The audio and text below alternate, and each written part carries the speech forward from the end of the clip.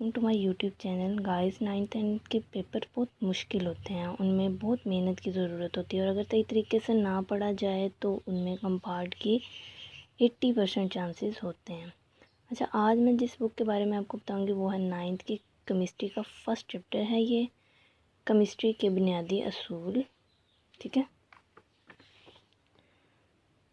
अच्छा, तैयारी करने का सही तरीका यही है कि आप पहले क्या कहते हैं, ये पहले आप पैराग्राफ रीड करें। ठीक है, उसमें से आपको जो क्वेश्चन लगे वो ऊपर लिख लेना बेहतर है।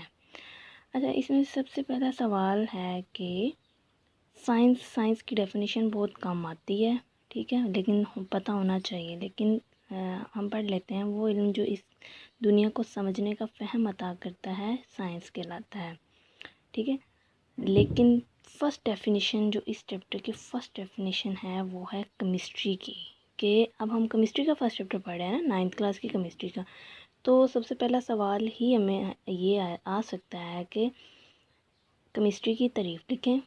अब केमिस्ट्री की तारीफ़ है ये देखें। केमिस्ट्री साइंस की वो शाख है जो मादे की तरकीब, साख्त, ख़वास और मादों के रिएक्शन से मुतल्लिक है।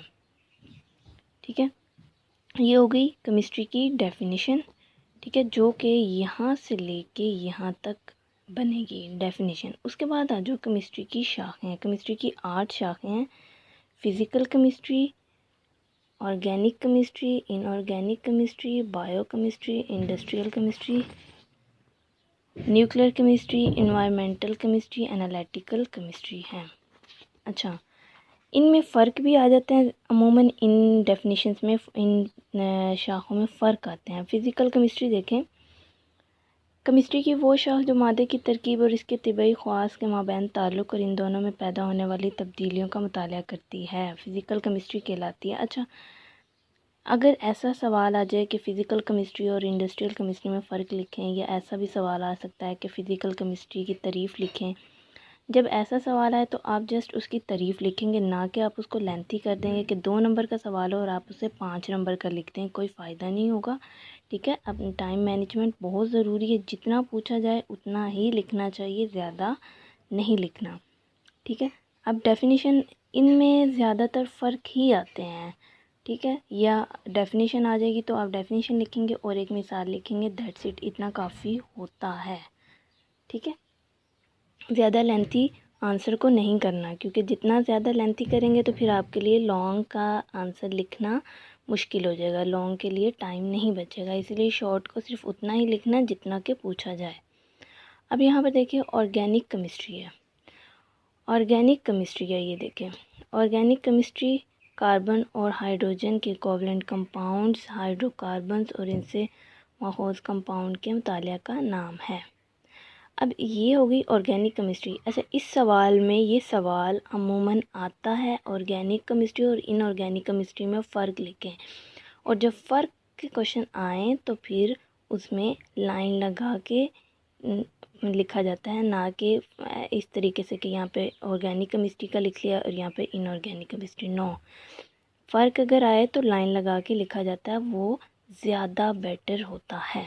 ठीक है, उसके बाद आ जाए इनऑर्गेनिक केमिस्ट्री। इनऑर्गेनिक केमिस्ट्री कायनात में मौजूद तमाम एलिमेंट्स और कंपाउंड के मुतालिया पर मुश्तमिल है, सिवाय उन कंपाउंड्स के जो कार्बन और हाइड्रोजन पर मुश्तमिल हो, यानी ऑर्गेनिक कंपाउंड। अब इसमें डेफिनेशन लिखेंगे। अब अगर सवाल आ जाए ऑर्गेनिक केमिस्ट्री और इनऑर्गेनिक केमिस्ट्री में फ़र्क लिखें तो डेफिनेशन लिखेंगे।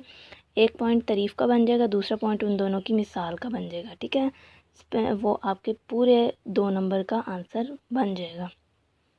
उसको ज़्यादा लेंथी मत कीजिएगा कि अब पूरा पैराग्राफ लिखें, तो वो तकरीबन 5 नंबर का आंसर बन जाएगा। कम से कम जो है ना वो 2-3 लाइन का आंसर होना चाहिए। ज़्यादा से ज़्यादा अगर आप करें तो 5 लाइन का आंसर काफ़ी होता है 2 नंबर के सवाल के लिए।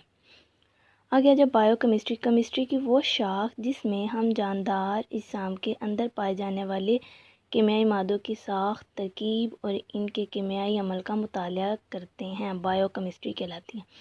अच्छा, बायो है, बायो के नाम से पता चल रहा है कि इसमें हम जानदार के बारे में पढ़ेंगे। ठीक है, ये स्पेशली ये डेफिनेशन आ जाती है।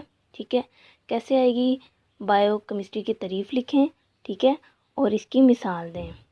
ठीक, तो आपने जस्ट इसकी तारीफ़ लिखनी है और मिसाल लिखनी है, बस इससे ज़्यादा कुछ नहीं लिखना, वो ही लेंथी हो जाता है, उसमें ही 2 नंबर मिल जाते हैं। अब आगे देखें, इंडस्ट्रियल केमिस्ट्री।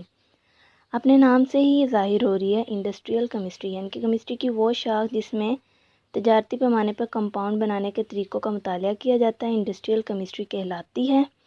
मसलन ऑक्सीजन, क्लोरीन, यानी कि इसमें क्या होगा, जो कि जैसे ये अमोनिया, क्लोरीन, ऑक्सीजन, ये चीज़ें केमिकल्स के बारे में हम इसमें पढ़ेंगे इंडस्ट्रियल केमिस्ट्री। अगर ये सवाल भी आ जाए तो जस्ट आपने डेफिनेशन लिखनी है और तारीफ़ लिखनी है, बस इतना काफ़ी होता है।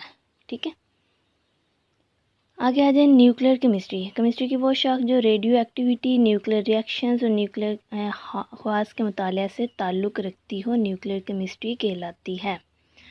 अब ये आ गई, इसमें जो है हमने तारीफ़ पढ़ ली है, तारीफ़ ये हो गई, उसके बाद इसकी मिसाल आपने करनी है। ठीक है, अच्छा, मेन जो बात जो बच्चों को नहीं पता होता, मैं वो बात आपको बताना चाह रही हूँ कि देखो, जब भी अब यहाँ से अब आप लोग को सवाल पता चल रहे हैं कि कौन कौन से इसमें सवाल बन सकते हैं, फ़र्क आ सकता है, अलग-अलग डेफिनेशंस आ सकती हैं।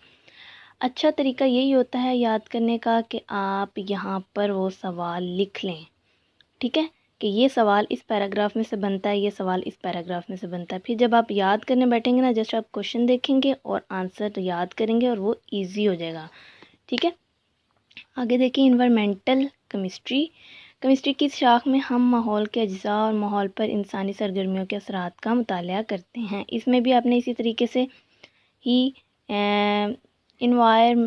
इन्वायरमेंटल केमिस्ट्री का दूसरे साइंसी इल्म मसलन बायोलॉजी, अर्जियात, माहौलियात, मिट्टी और पानी की केमिस्ट्री, रियाजी, इंजीनियरिंग से भी ताल्लुक़ है। इसमें भी आपने जस्ट इसकी डेफिनेशन लिखनी, थोड़ा सा ये लिख लीजिएगा, बस काफ़ी होगा, यहाँ तक भी लिख लीजिएगा, काफ़ी होगा। आगे आ जाए एनालिटिकल केमिस्ट्री। केमिस्ट्री की वो शाख जिसमें दिए गए कीमियाई नमूने के अज्जा की अलैदगी, इनका तज्ज़िया और पहचान व शनाख्त की जाती है, एनालिटिकल केमिस्ट्री कहलाती है। कीमियाई अज्जा की अलैदगी नमूने की कैफियती यानी कि क्वालिटेटिव और क्वांटिटेटिव तज्ज़िया करने से पहले की जाती है। अच्छा, इसमें भी आप थोड़ा सा यानी कि ना डेफिनेशन लिख लें और थोड़ी सी डेफिनेशन लिख के आगे थोड़ी सी इसकी एक्सप्लेनेशन लिख लेंगे तो काफ़ी होगा। अच्छा, ये देखें, इन सवालों की तरफ बच्चे नहीं देखते, बट ये सवाल आते हैं, अमूमन आते हैं, ये बहुत ही आसान होते हैं और जब ऐसे सवाल आ जाते हैं फिर वो कंफ्यूज हो जाते हैं। एग्ज़ामिनेशन हॉल में जब ऐसे सवाल आ जाए, कंफ्यूजन की वजह से गलत लिख बैठते हैं और फिर वो कंपार्ट के चांसेस ज़्यादा होते हैं।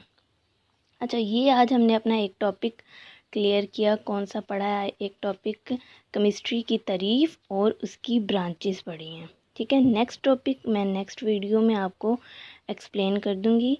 ठीक है, और इसमें से जो सवाल होंगे वो ऊपर लिख लीजिएगा। ठीक है, लिखने चाहिए, और नेक्स्ट वीडियो में मैं आपको वो भी बता दूँगी। ठीक है, इनमें से कौन कौन से क्वेश्चन बन रहे हैं। ठीक है, वो भी मैं आपको थोड़ा सा एक्सप्लेन कर दूँगी।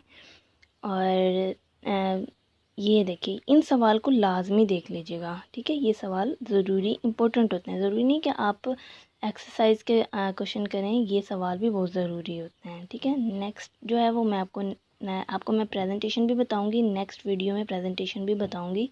ठीक है, वो भी बहुत ज़रूरी होती है 9th 10th के पेपर में।